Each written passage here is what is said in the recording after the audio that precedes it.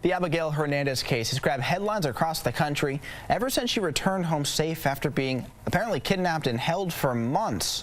But despite intense media coverage, police have still not released many details about what happened to her in those 9 months.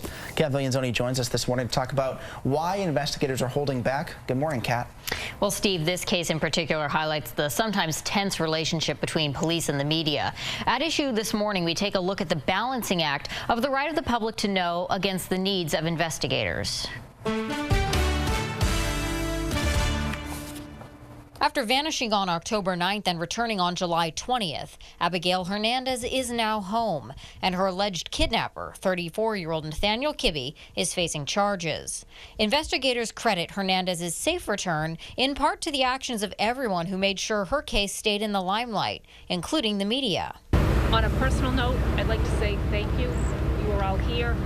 Her picture was up everywhere, and although there's a crime that's been committed, that crime is not a homicide and that child is home. So thank you all for never giving up your attention to this matter.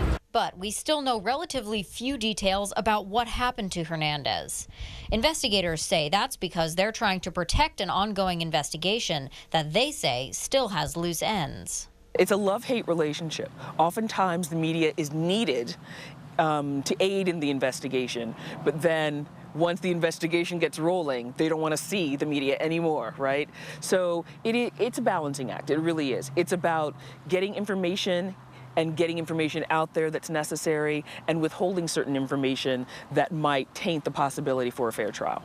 St. Michael's College Media Studies Chair Tracy Griffith told us in the Hernandez case, investigators could be worried that the information people want to know may hurt a trial for Kibbe later on. It's a conflict between the First Amendment, freedom of the press, and the Sixth Amendment, the right of the accused to a fair trial. The law enforcement side of things, they're trying to do their job in terms of gathering the information and putting the investigation together and getting the right person, right? And sometimes what we do can sometimes interfere with that.